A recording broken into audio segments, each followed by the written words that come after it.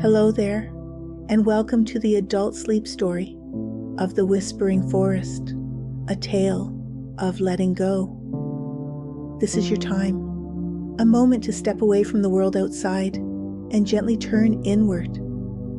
As you settle in, allow yourself to get comfortable, as if you're wrapping yourself in the softest, warmest blanket you've ever felt.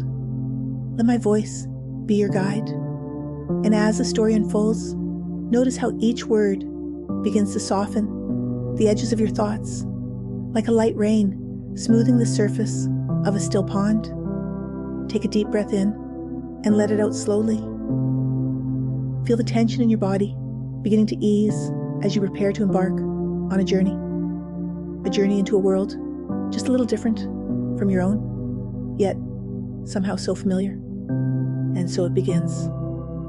Once in a land just beyond the horizon of your dreams, there lay an ancient forest called the Whispering Forest. It was said that this forest had a soul, one that carried secrets older than time itself. Its trees were impossibly tall, their roots winding deep into the earth, like the veins of some great, sleeping giant. Their branches reached out to the sky, swaying gently, as if whispering to the wind. And if you listen closely, very closely, you could hear the forest hum a low and steady vibration that seemed to echo in the very marrow of your bones. It was here, on the edge of this enchanted wood, that a weary traveler named Ellen wandered one autumn evening.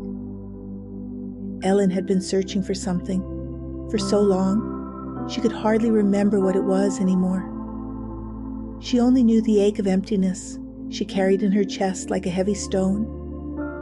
Each step felt heavier than the last, as though her body carried not just the weight of her satchel, but the weight of years of regrets, disappointments, and dreams left unfulfilled. She paused on the forest's edge, gazing into its shadowed depths. A quiet voice in her mind, soft but insistent, urged her to turn back. Yet another part of her, buried deep within, pulled her forward. Perhaps, she thought, what I'm searching for is in there. And so, with a deep breath, Ellen stepped into the forest. The moment she crossed the threshold, the air changed. It grew heavier, but not oppressive, more like a warm, comforting embrace.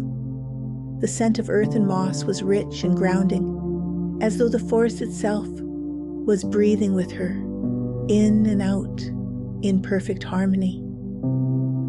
As Ellen ventured deeper, the world beyond the forest seemed to fade. The hum of the whispering forest grew clearer now, and with each step, her thoughts began to slow her mind, quieting like the stilling of ripples in a pond.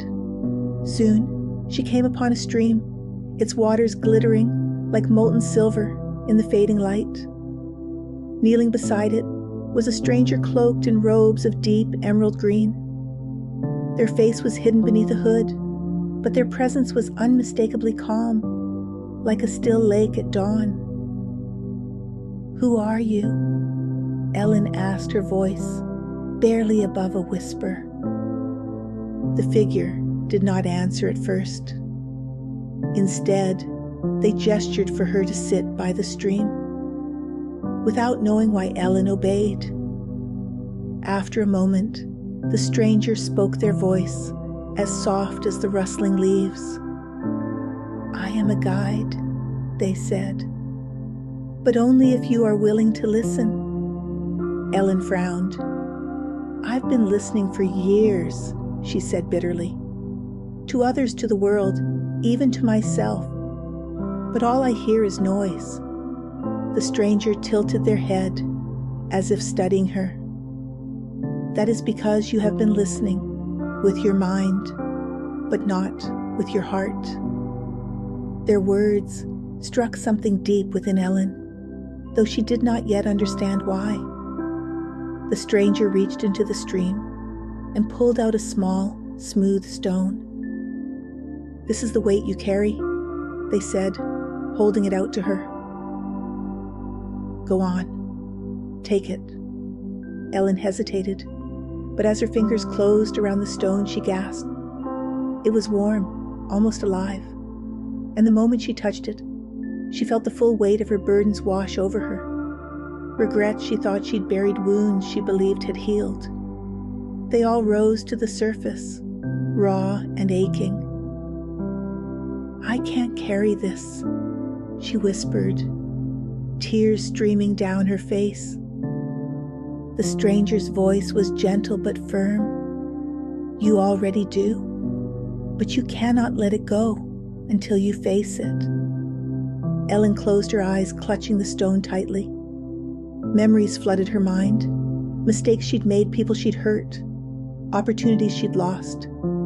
It was painful, but beneath the pain she felt something else, a flicker of understanding. Time seemed to dissolve as Ellen sat by the stream, the stone growing heavier in her palm. She began to see that each regret, each hurt, was like a thread in the tapestry of her life. Some threads were frayed, others tangled, but together they formed a picture of who she was and who she could still become. When she opened her eyes, the stranger was gone, but the stone in her hand seemed to pulse, as if speaking to her in a language beyond words. And then, as if guided by instinct, Ellen stood and walked to the edge of the stream. Slowly, she lowered the stone into the water, watching as the current carried it away. As it disappeared, she felt a strange lightness in her chest, as though the stone had taken her burdens with it. She breathed deeply for what felt like the first time in years. The forest seemed different now, brighter, warmer. The hum of the whispering forest was no longer a distant vibration, but a soothing melody wrapping around her, like a soft, silken scarf. Ellen walked on her steps, no longer heavy. She still didn't know exactly what she was searching for, but for the first time that no longer frightened her. She understood now that the journey itself was the answer, and that the burdens she'd carried were never meant to define her, only to teach her. When she finally emerged from the forest, the sky was painted in shades of gold, and rose the dawn of a new day. And now, as this story comes to a close, let its lesson linger in your mind like a soft echo. We all carry stones, don't we? But sometimes those stones teach us how to let go. They remind us that we are not our burdens, nor our regrets. You've journeyed with Ellen tonight, and perhaps you've left behind a stone or two of your own. Notice the lightness in your body, now the way your breath flows so freely, so effortlessly. Take another deep breath in, and as you exhale, allow yourself to sink even deeper into peace. Feel the soft embrace of sleep calling to you like the whisper of the forest, guiding you into the most restful, healing slumber. And now you may begin to notice a soft stillness settling over you, like the hush of twilight, like the gentle rhythm of the tide, rolling in, rolling out. Steady, effortless soothing. There is nothing more to do now, nothing more to think about. Only this feeling, this deep, quiet sense of ease, unfolding within you, like a flower opening to the night. And as you rest here, wrapped in comfort, cradled by peace, you might begin to sense that space between waking and dreaming, that quiet, boundless space where thoughts drift, where time stretches and fades, where everything begins to soften. Your body knows how to relax, how to let go, and with every breath, You sink even deeper into comfort, feeling the weight of the day dissolving, like mist rising with the morning sun. And now, with each slow, steady breath, you can feel yourself sinking deeper, a gentle descent, like a feather floating down, like leaves carried by the autumn breeze, drifting, drifting, softly, effortlessly. And as you drift further, a warm, soothing heaviness spreads through you, from the top of your head, down through your shoulders, flowing like a slow, golden river, easing away all tension, smoothing away all thoughts, like ripples fading on a quiet pond. Your arms loose and relaxed, your hands resting so easily, your legs growing heavier now, every muscle releasing, sinking dot, melting point, completely at ease.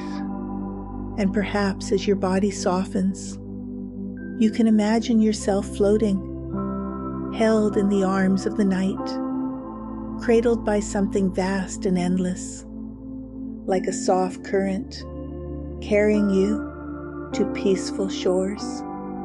And with every breath, you are drawn deeper, deeper into warmth, deeper into comfort, deeper into sleep, because sleep is arriving now, drifting in like a whisper, like the first stars appearing in the evening sky, one by one, gently guiding you down, deeper and deeper.